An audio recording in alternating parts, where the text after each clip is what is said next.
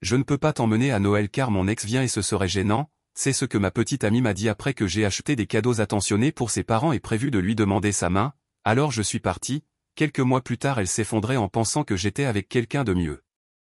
Très bien Reddit, tout ça est arrivé à Noël 2022 et mon meilleur ami m'a dit que ce serait une histoire parfaite pour Reddit, donc nous y voilà, ma petite amie m'a largué 3 jours avant Noël, disant qu'elle allait emmener son ex à ma place, mais ce n'est même pas le pire, voici ce qui s'est passé. J'ai 27 ans et je travaille dans la gestion de projets pour une entreprise de taille moyenne ici dans l'Ohio, je vis dans la même ville depuis l'université parce que...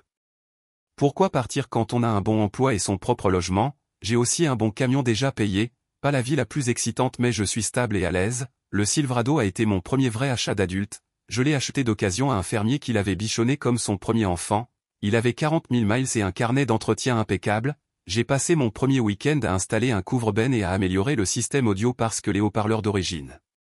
donnaient l'impression d'être sous l'eau.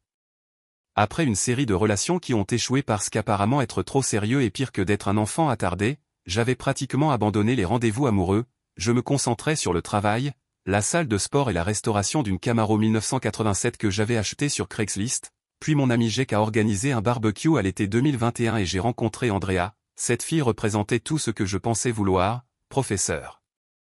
d'art dans une école primaire de la région, elle avait un rire capable d'arrêter la circulation et portait des robes d'été qui lui allaient parfaitement, le courant est passé tout de suite, elle trouvait attirant que j'ai ma vie en ordre, que j'ai des meubles qui ne venaient pas d'IKEA et que je sache organiser un vrai rendez-vous sans partager un apéritif chez Applebee's.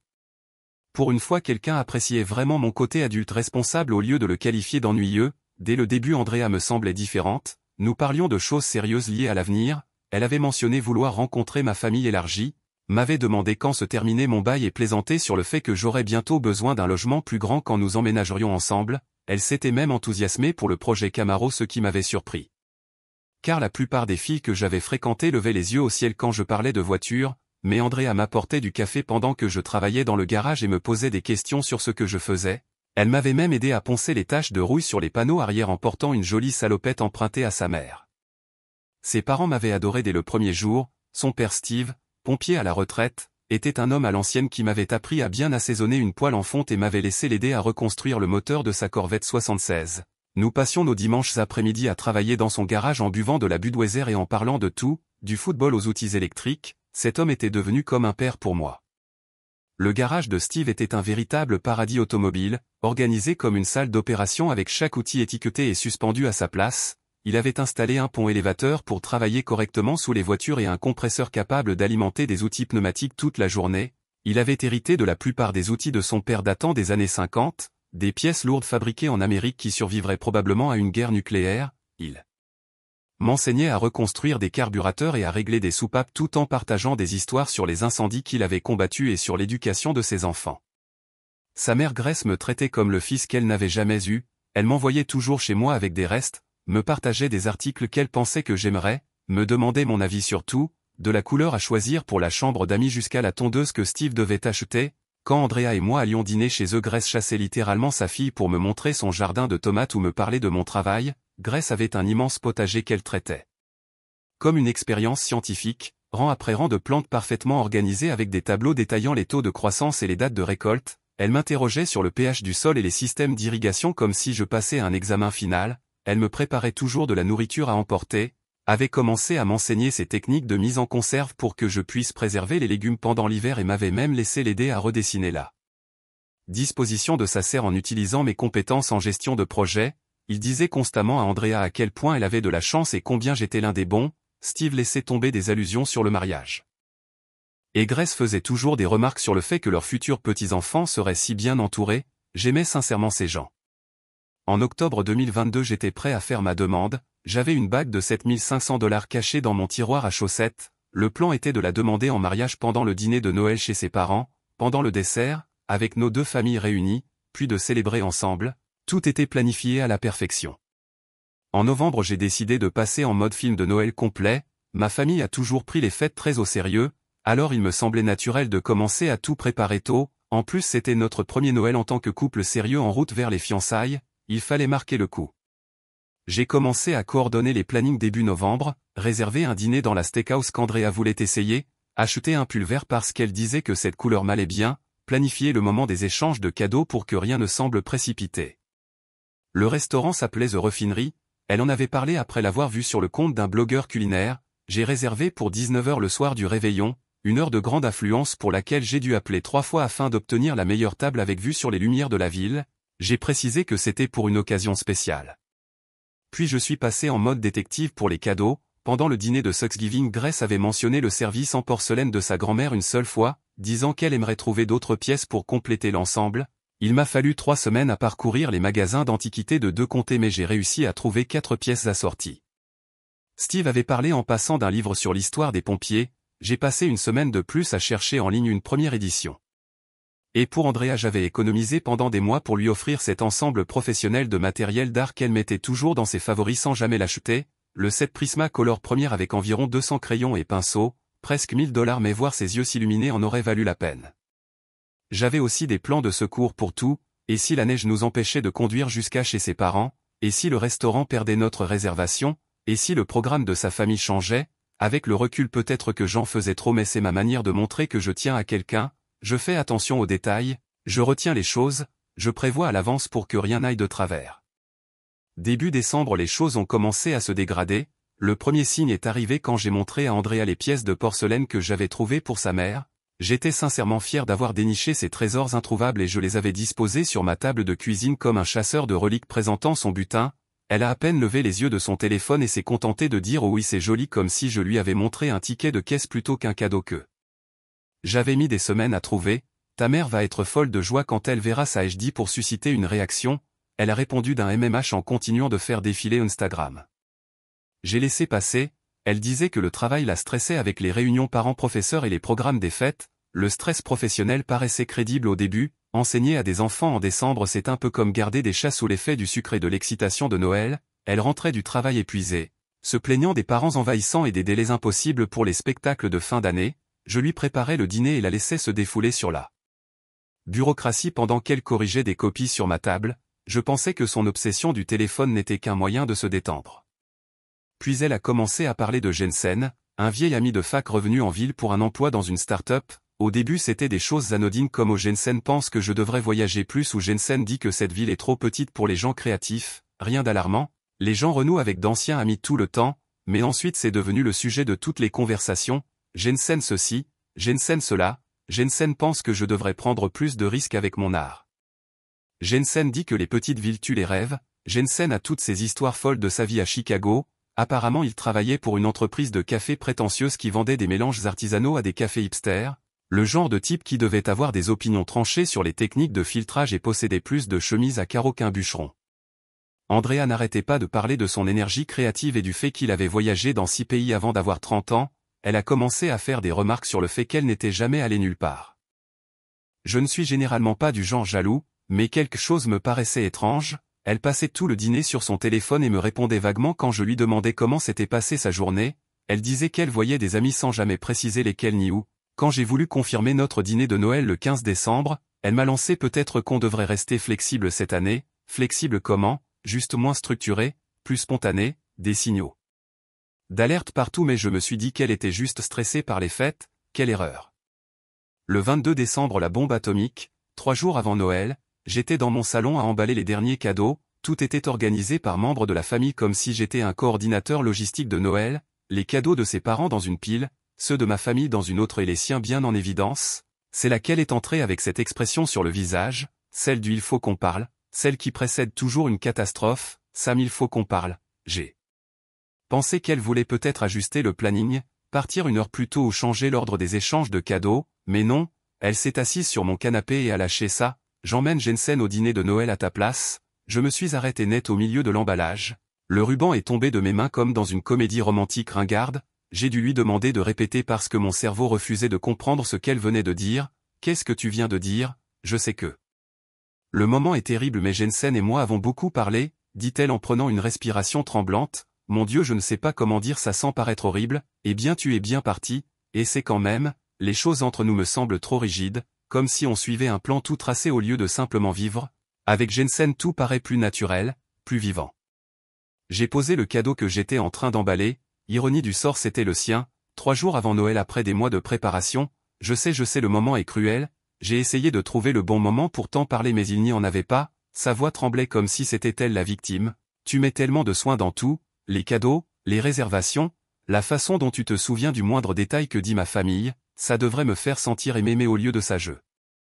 me sens piégé, piégé par quelqu'un qui se soucie de toi, piégé par quelqu'un qui planifie chaque instant de votre avenir avant même que j'ai décidé à quoi je veux qu'il ressemble. Elle pleurait presque mais continuait comme si elle récitait un discours préparé. Jensen ne fait pas ça, il vit dans le moment, il me donne l'impression de respirer, et là elle lâche la vraie bombe, et honnêtement, j'avais vu la boîte de bagues dans ton tiroir la semaine dernière, je sais ce que tu prépares pour le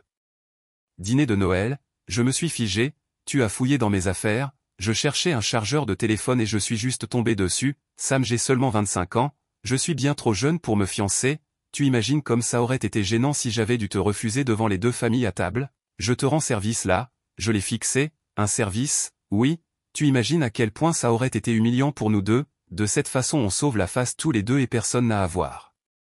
Une demande en mariage se fait rejeter devant la dinde, n'est-ce pas très attentionné de ma part? Elle pleurait maintenant, tu es sarcastique mais j'essaie vraiment d'épargner tes sentiments, Jensen ne me met pas la pression sur l'avenir, il veut juste profiter du présent, et les cadeaux, les réservations, ta famille qui m'attend, je m'occuperai de ma famille, ils comprendront et honnêtement c'est peut-être mieux comme ça, clairement on veut des choses différentes Sam, j'ai besoin de quelqu'un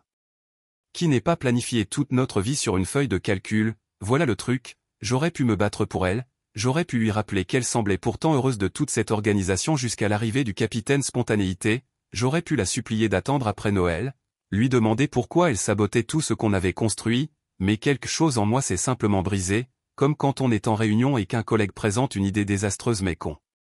Est trop professionnel pour lui dire qu'il est idiot, je me suis levé, j'ai rassemblé tous les cadeaux que j'avais achetés pour sa famille en une pile bien rangée et je les ai posés sur la table basse, donnés à tes parents. Ils méritent d'avoir leurs cadeaux de Noël même si je ne serais pas là pour les voir les ouvrir, elle me regardait comme si j'étais un robot, Sam tu rends tout ça bien plus difficile que nécessaire, non je rends ça exactement aussi difficile que ça doit l'être. Je suis allé dans ma chambre, j'ai pris son sac de voyage dans mon placard, celui avec ses vêtements et ses affaires de toilette, je le lui ai tendu, j'ai ouvert la porte d'entrée et je l'ai tenu, on peut essayer de rester amis, m'a-t-elle demandé en serrant son sac contre elle, je l'ai simplement regardé, tu as fait ton choix Andrea, je ne vais pas me disputer ni t'aider à te sentir mieux après m'avoir trahi. Elle pleurait encore mais pas comme quelqu'un qui regrette, plutôt comme quelqu'un dont le scénario vient de dérailler, et bien bienvenue au club. Après son départ je suis resté assis 10 minutes à fixer le vide avant que mon cerveau ne redémarre, j'ai appelé mon meilleur ami Liam et je lui ai juste dit il faut que je sorte d'ici mec, qu'est-ce qu'il s'est passé, tu as l'air de quelqu'un à qui on vient d'annoncer qu'ils font une autre suite de Matrix, Andrea m'a quitté 3 jours avant Noël pour Jensen, silence total puis, le crétin de la fac avec le chignon qui bosse dans cette start-up de café prétentieux, tu te fous de moi là, 20 minutes plus tard j'étais chez Liam avec un sac de voyage, le gars avait installé son setup de jeu et rempli une glacière de Mountain Dew comme s'il préparait une opération de guerre post-rupture. Noël chez Liam s'est révélé meilleur que prévu, donc si je comprends bien, dit-il en lançant Call of Duty, Princesse Spontanéité n'a pas supporté de sortir avec un vrai adulte et t'a échangé contre le Ryan Gosling de Walmart, elle a dit que j'étais trop structuré, que je planifiais trop, oui bien sûr, Dieu nous préserve de quelqu'un qui se souvient de son anniversaire et ne vit pas dans le sous-sol de sa mère à manger des hot pockets, Liam me tend une manette, tu lui as parlé de la bague, elle l'a trouvée dans mon tiroir, elle m'a dit qu'elle me rendait service en me larguant avant que je ne fasse ma demande, Liam met le jeu en pause et me fixe, attends quoi, t'es sérieux, mot pour mot, mec j'ai entendu pas mal de conneries dans ma vie mais ça c'est du niveau Panthéon, il relance la partie et se fait aussitôt tuer par un gamin de 12 ans, tu sais ce que ça veut dire, tu viens d'éviter une balle de la taille de l'étoile de la mort, imagine si tu avais épousé quelqu'un qui pense que le fait de se soucier d'elle est un défaut de caractère. L'appartement de Liam ressemblait à un musée du célibataire, énorme télé de 75 pouces accrochée au mur, fauteuil de gamer digne de voiture de course et assez de consoles pour approvisionner un magasin entier, sa cuisine se résumait à un micro-ondes, un mini-frigo et une machine à café parce qu'il ne fallait pas compliquer les choses, ce type avait ses priorités bien placées et aucune honte à vivre comme un grand enfant qui paye ses factures. Nous avons passé la veille de Noël à jouer et à manger des pizzas roulées en insultant des gamins en ligne, chaque fois que je commençais à trop penser à la situation, Liam lâchait une remarque absurde sur Andrea ou une blague qui me faisait éclater de rire. Tu sais ce qui va être hilarant, a-t-il dit vers 2 heures du matin pendant qu'on se faisait massacrer dans un battle royal, elle va passer Noël à expliquer à sa famille pourquoi tu as été remplacé par un type dont le plus grand accomplissement est probablement de gérer un compte Instagram de jus détox. Ça m'a fait rire, son père va le détester mec, Steve va dévorer ce hipster prétentieux tout cru, je lui donne 2 heures avant qu'il ne commence à lui demander son plan de carrière sur 5. En juste pour le voir transpirer. Le matin de Noël je me suis réveillé tôt par habitude, j'ai fait du café, suis allé marcher longtemps dans le quartier de Liam, j'ai appelé mes parents, ils n'étaient même pas surpris de la rupture, apparemment ils avaient des doutes sur Andrea mais n'avaient rien dit tant que j'étais heureux. Elle avait toujours l'air de chercher autre chose m'a dit ma mère, tu étais juste une solution temporaire en attendant quelque chose de plus excitant, merci pour l'info maman. Mon téléphone s'est mis à vibrer vers midi le jour de Noël, d'abord Andrea, ma mère n'arrête pas de demander où tu es et je ne sais pas quoi lui dire, puis Jensen fait de son mieux mais il ne comprend rien à nos traditions familiales, le soir le service à thé que tu as offert à ma mère l'a fait pleurer, elle a dit que c'était le cadeau le plus attentionné qu'elle ait jamais reçu, ses parents ont commencé à m'envoyer des messages directement. Vers l'heure du dîner Steve m'a envoyé un message, Sam, Grace et moi sommes furieux contre Andrea pour ce qu'elle t'a fait, tu ne méritais pas cette saleté, les cadeaux que tu nous as offerts sont incroyables et nous avons le cœur brisé que tu ne sois pas là, tu feras toujours partie de notre famille. Grace m'a écrit tout un paragraphe, mon chéri je ne comprends pas ce qui a pris à notre fille, tu fais partie de la famille et tu le seras toujours, ce garçon Jensen est impoli et arrogant et nous avons dit à Andrea exactement ce que nous pensions de toute cette situation, nous t'aimons et nous sommes tellement désolés. Ils m'ont même envoyé des photos de Grace utilisant le service à thé et de Steve lisant son livre, manifestement pour montrer à Andrea ce qu'elle avait perdu. Le message suivant de Steve incluait une photo de lui lançant un regard noir à Jensen à travers la table pendant que ce type essayait d'expliquer pourquoi il ne mangeait pas de viande, apparemment le capitaine spontanéité était aussi le capitaine végétalien, ce qui évidemment ne passait pas très bien avec un pompier à la retraite qui considérait qu'un repas sans au moins 2 types de protéines n'en était pas un. Le dernier message de la soirée venait d'Andrea, je crois que j'ai fait une erreur, pouvons-nous parler après les fêtes, j'ai lu chaque message, commencé à rédiger des réponses, tout effacé, mis mon téléphone en mode avion, elle avait fait son choix et je n'allais pas l'aider à se sentir mieux à ce sujet. 2 semaines plus tard elle m'a appelé vers 11h un mardi soir, la voix rauque et désespérée comme si elle avait pleuré pendant des heures, Sam je dois te parler, Jensen est parti, d'accord c'est tout, d'accord, que veux-tu que je dise Andrea, il a dit qu'il voulait juste s'amuser pendant les fêtes et ne voulait rien de sérieux, il repart à Chicago, sa voix s'est brisée, j'ai tout jeté pour quelqu'un qui ne faisait que s'amuser, étonnant absolument personne sauf toi, ne sois pas cruel. Je m'effondre et tu restes froid, que voulais-tu que je fasse, tu as choisi le gars qui vit dans l'instant présent plutôt que celui qui prévoit l'avenir, il s'avère que vivre dans l'instant présent signifie qu'il ne comptait pas rester.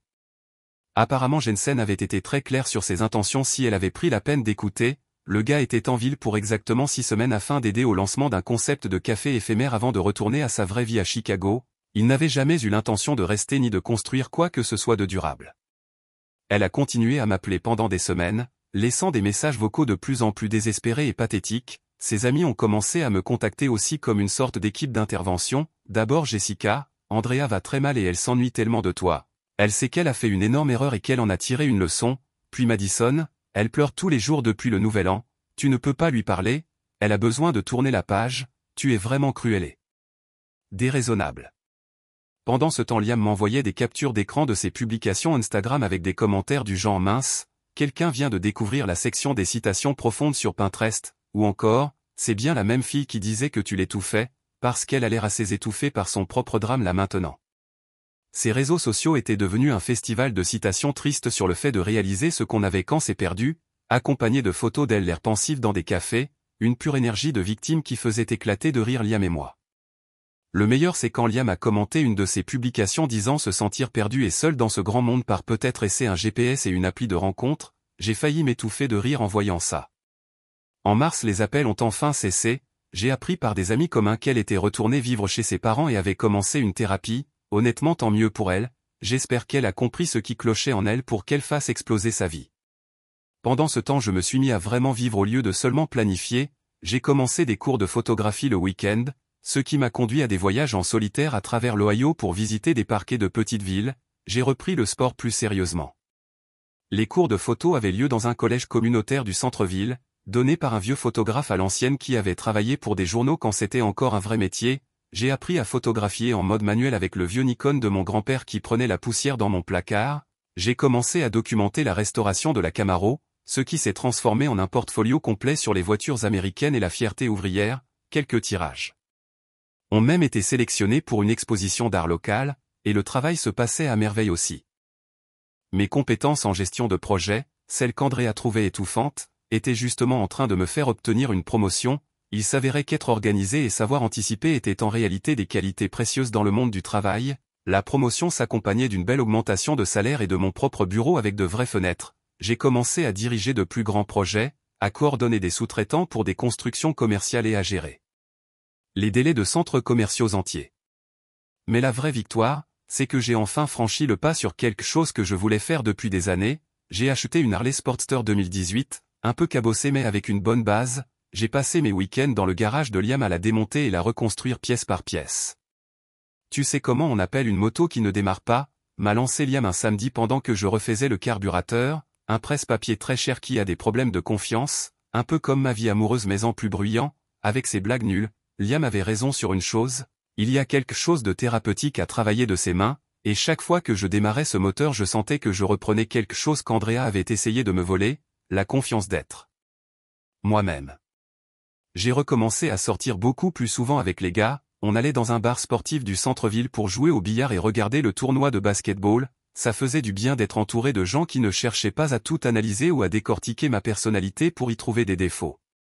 C'est à ce moment-là que j'ai rencontré Céleste, grâce à un groupe de randonnée que j'avais rejoint, l'exact opposé d'Andrea sur tout ce qui comptait vraiment. Là où Andrea était impulsive et instable, Céleste était réfléchie et posée. Là où Andrea cherchait toujours la prochaine aventure, Céleste appréciait de construire quelque chose de solide. Surtout elle aimait réellement les choses chez moi qu'Andrea trouvait étouffantes. J'adore la façon dont tu te souviens de tout, m'a-t-elle dit quand on planifiait notre 3e rendez-vous, ça me fait sentir que je compte vraiment pour toi. Céleste est le genre de personne qui a choisi sa carrière pour aider les autres plutôt que pour poursuivre une idée abstraite d'épanouissement créatif. Elle avait grandi dans une ferme près de Columbus, savait réparer les choses quand elles cassaient et comprenait la valeur du travail et de la planification. Cette fille savait reculer un camion, changer une roue et cuisiner un vrai repas. En plus elle trouvait la Harley géniale et voulait apprendre à la conduire.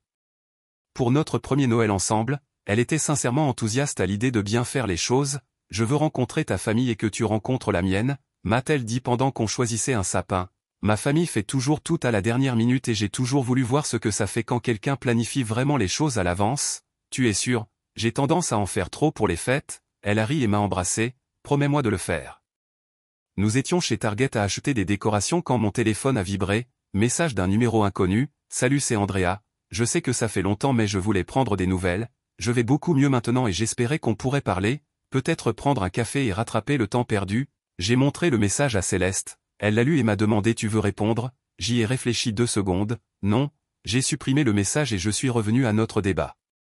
Entre les guirlandes argentées et dorées, bon choix, m'a dit Céleste, l'or ira mieux avec ton canapé. Et puis il y a eu le piège de la fête de fin d'année. Notre ami commun Jake organise chaque année une soirée de Noël chez lui. Céleste et moi sommes arrivés en retard comme il faut, j'étais bien, en paix avec ma vie, et puis je l'ai vue de l'autre côté de la pièce, Andrea, debout près du bol de punch, l'air plus petite que dans mon souvenir, regardant son téléphone toutes les 30 secondes comme si elle attendait un taxi. Céleste l'a repéré tout de suite, c'est elle, oui, et elle a l'air aussi perdue que je m'y attendais. Je parlais avec Jake de son nouveau travail quand j'ai senti quelqu'un s'approcher derrière moi. Je me suis retourné et il y avait Andrea, un sourire forcé aux lèvres, tenant son verre comme un bouclier. Sam, je ne savais pas que tu serais ici ce soir, tu as l'air bien, en bonne santé. J'ai passé mon bras autour de la taille de Céleste. Salut Andrea, voici Céleste ma petite amie. Céleste a immédiatement tendu la main avec un vrai sourire. Céleste, je sais que Sam m'a parlé de votre passé, ravi de te rencontrer. J'ai vu Andrea ignorer complètement la main tendue de Céleste et la regarder de haut en bas. À Céleste, le ton avec lequel elle la dit sonnait comme si elle goûtait quelque chose d'amer. J'ai beaucoup repensé à nous dernièrement, dit Andrea d'une voix tendue.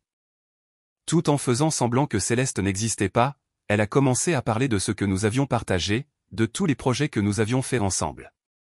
C'était il y a longtemps Andrea, j'ai tourné la page, mais ça ne te manque pas, la façon dont on était, la façon dont tu planifiais tout pour nous, dit-elle en me fixant directement, ignorant complètement Céleste comme si elle était invisible. Céleste est alors intervenue d'une voix calme mais assurée. Oh Sam a été formidable, il travaille avec ma mère pour perfectionner la recette du rôti de côte de sa grand-mère pour le dîner de Noël, et il a trouvé des cadeaux incroyables pour mes nièces et mes neveux. Honnêtement je ne sais pas comment il se souvient de tout ce qu'ils aiment, mais c'est l'une des choses que j'adore chez lui.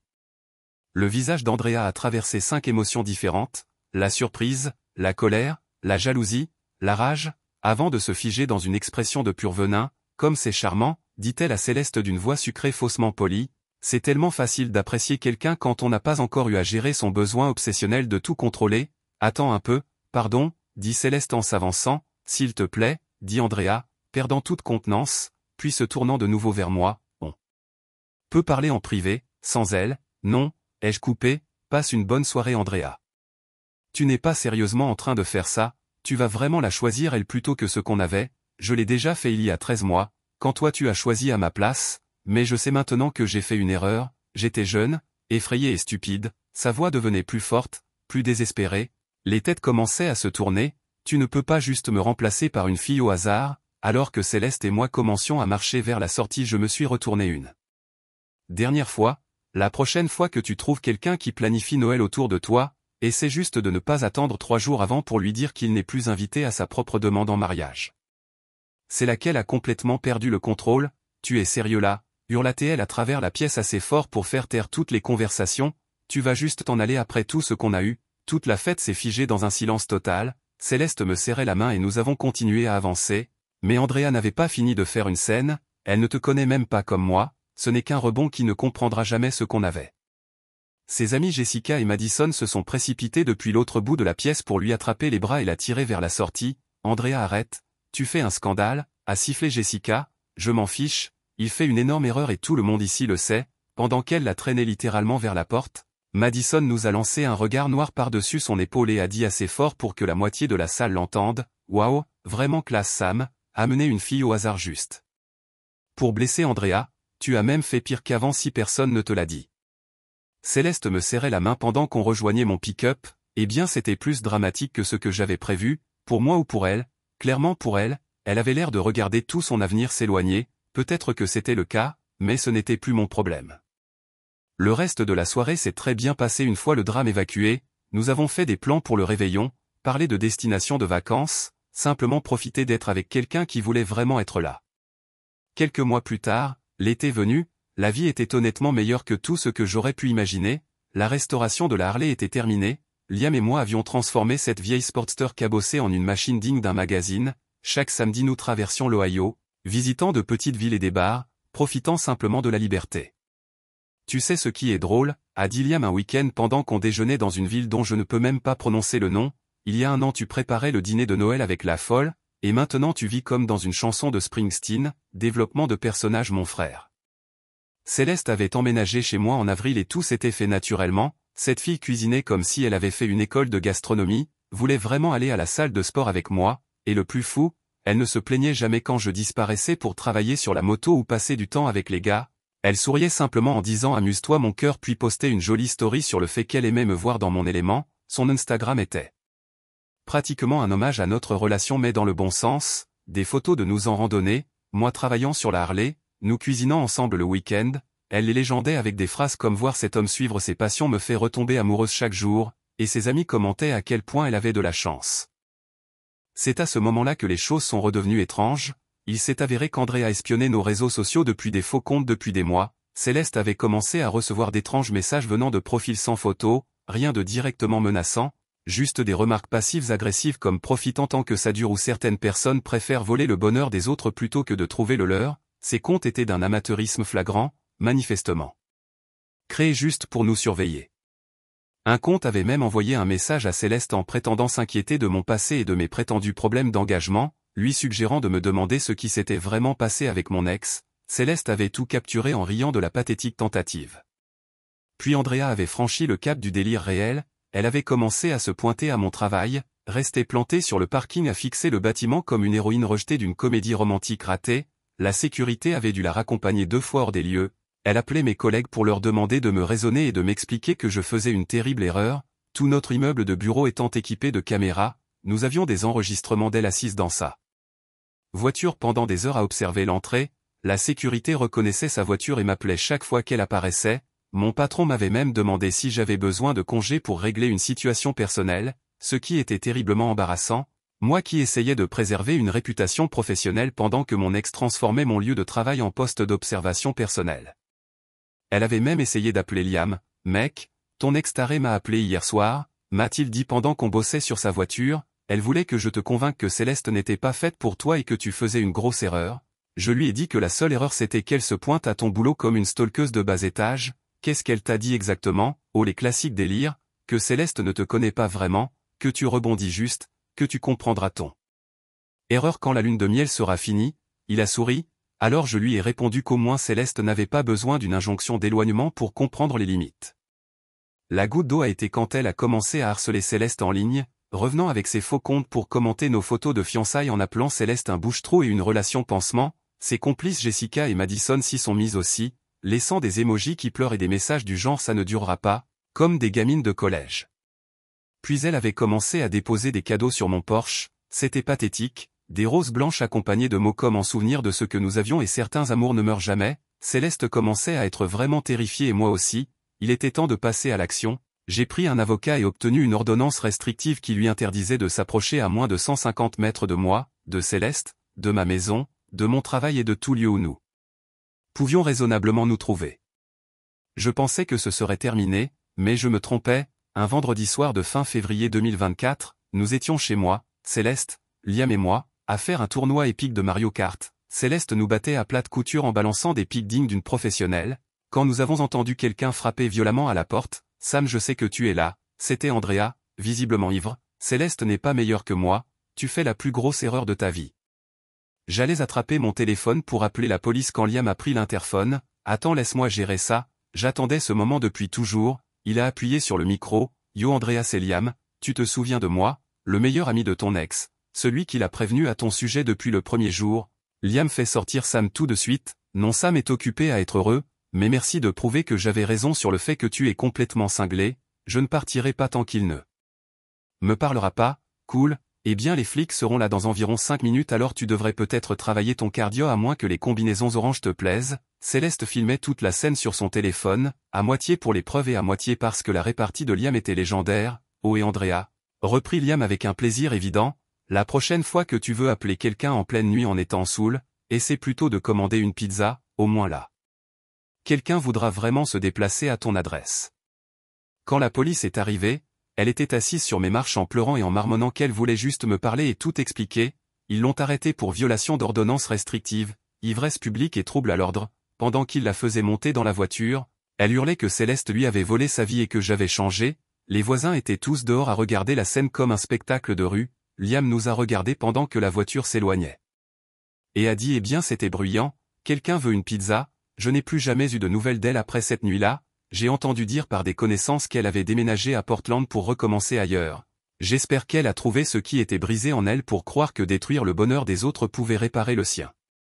Céleste et moi allons nous marier cet été. Je lui ai fait ma demande avec la même bague que j'avais achetée pour Andrea, mais cette fois pour quelqu'un qui la méritait vraiment. Liam sera mon témoin et son discours contiendra probablement une tirade de 5 minutes sur mes goûts douteux en matière d'ex. Ce qui fera rire tout le mariage. Ma Harley restaurée sera notre véhicule de départ. Céleste dans sa robe de mariée assise derrière moi sur la moto sera sans doute le moment le plus cool de toutes ma vie. Parfois la meilleure vengeance n'est pas la vengeance elle-même mais simplement de bien vivre et de trouver quelqu'un qui apprécie les mêmes choses que toi.